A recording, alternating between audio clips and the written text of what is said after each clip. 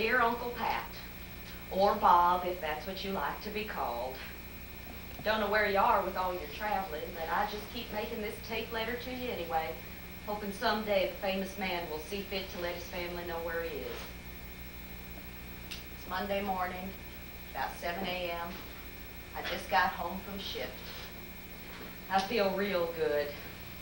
Old Nurse Embry terminated at or about 4 a.m. this morning.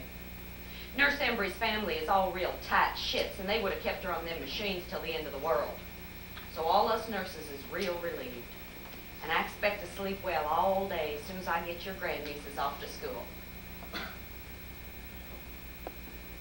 I love Nurse Embry.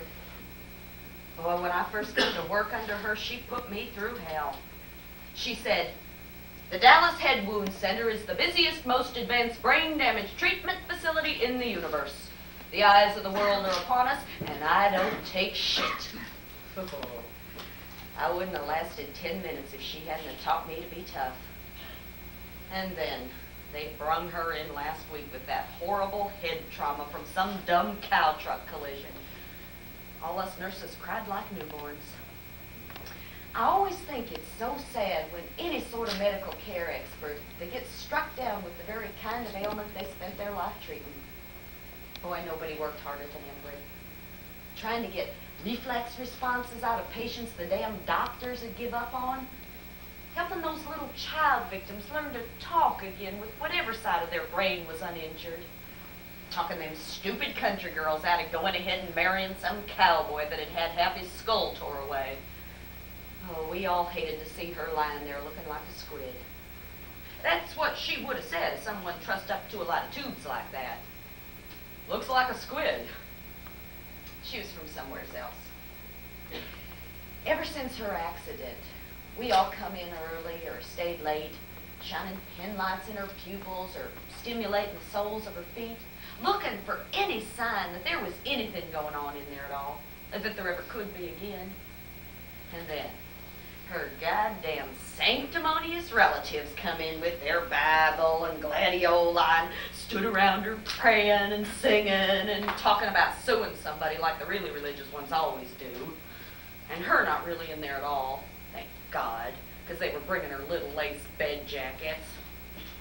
Imagine old Blood and Fire Embry in a little lace bed jacket. Well, Uncle Bob, she didn't have no husband, nor no children. And she had always been a woman so inspiring to see the way she had been. So proud and brave, like a mother to us all. Morale on the floor was way down. And this new chief nurse they drug in, always so busy sucking up to the doctors, you couldn't talk to her like a professional about what we all thought ought to be done for good old Embry. I went up to the roof where the helicopters bring in the traffic cases. And I stood a long time watching the twin radio towers blink on and off.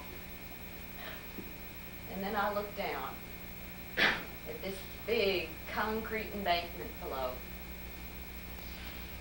God, Uncle Pat, I hope when my girls grow up, they have some strength and courage and sense. There was a look old Nurse Embry would get on her face when it was time to do what ought to be done for some hopeless case. There always being some more hopeful one that could use the floor space and expensive machines. We called it her concrete embankment look. Because her fine old face would get as cold and gray as that concrete embankment. And now there she was, lying there with her eyes rolling and drool coming down her chin. So, now, every one of us night nurses, we made a solo tour of the ward last night.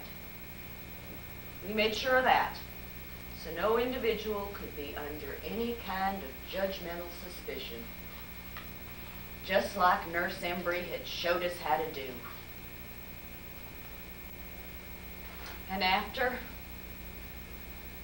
we all congregated in the nurse's office for a good pot of fresh coffee. And someone had brought in homemade donuts, and we sat and told stories we remembered about Nurse Embry and laughed and Some of the nurses knitted, like some of them always do. And on my way home, the sun come up so pink and so shining. I went out of my way to see maybe it was the bluebonnets already up and in bloom. And they are.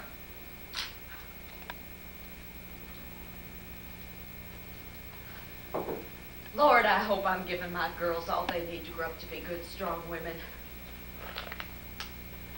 I gotta go in now and get them up and ready for their school. Thanks for listening, Uncle Pat, if you ever get to. We all love you, and may God, if you believe on Him, be with you. Wish we could be there to take care of you, but since we can't, you take care of yourself. I just got to turn in now. And so, goodbye.